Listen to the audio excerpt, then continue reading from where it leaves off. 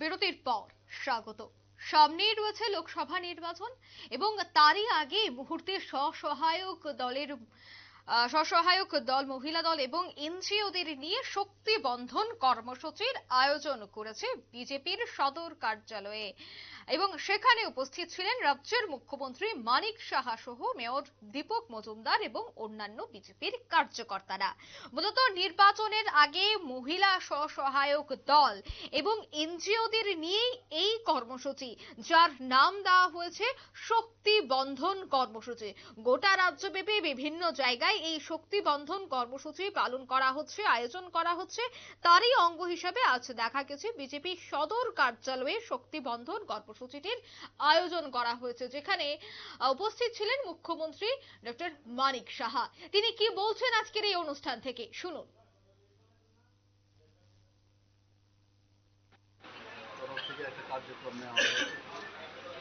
সবাই জানেন যে মহিলাদের সশক্তিকরণের যে বিষয়, সেটা মাননীয় প্রধানমন্ত্রী এবং আমাদের পার্টি যিনি সর্বভারতীয় সভাপতি সবসময় বলেন যে মহিলাদেরকে আমাদের সশক্তিকরণ করতে হবে।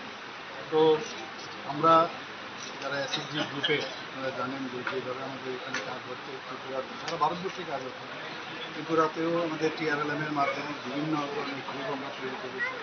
এসএসজি গ্রুপ ভালো কাজ করছে এখানে।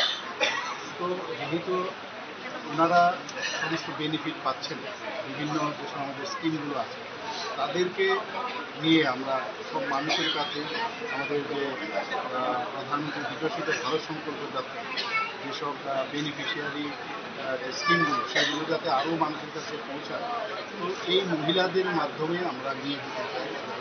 আমাদের যারা এসএসজি গ্রুপ, তাদেরকে নিয়ে যাওয়ার জন্য এই আয়োজন। তো এই কারণেই আজকে বিভিন্ন ডিস্ট্রিক্টে আমাদের হচ্ছে। এখানেও আজকে আমাদের ওয়েস্ট ডিস্ট্রিক্টে, সদর আরবান ওয়েস্ট ডিস্ট্রিক্টে এখানে হচ্ছে আমাদের। তো আমাদের সমস্ত জায়গায় এই অভিযানটা শুরু হবে। প্রায় 3 মাস ব্যাপী, 2 মাস ব্যাপী এই অভিযান চলছে।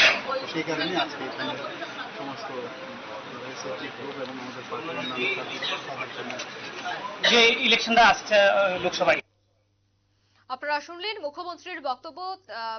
প্রায় 2 থেকে 3 মাস ব্যাপী চলবে এই কর্মসূচি, শক্তি বন্ধন কর্মসূচি, যেখানে মহিলাদের উপস্থিতি থাকবে, বিশেষ করে স্বসহায়ক মহিলারা এবং এনজিওর বিভিন্ন সদস্যরা এই কর্মসূচিতে অংশগ্রহণ করবে এবং লোকসভা নির্বাচনকে সামনে রেখে এই ধরনের কর্মসূচি বলে এই মুহূর্তে জানা যাচ্ছে।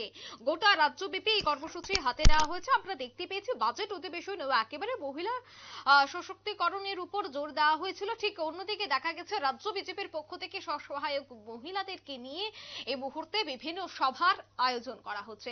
নিয়ে নিচ্ছে ছোট্ট একটি বিজ্ঞাপন বিরতির সঙ্গে থাকুন।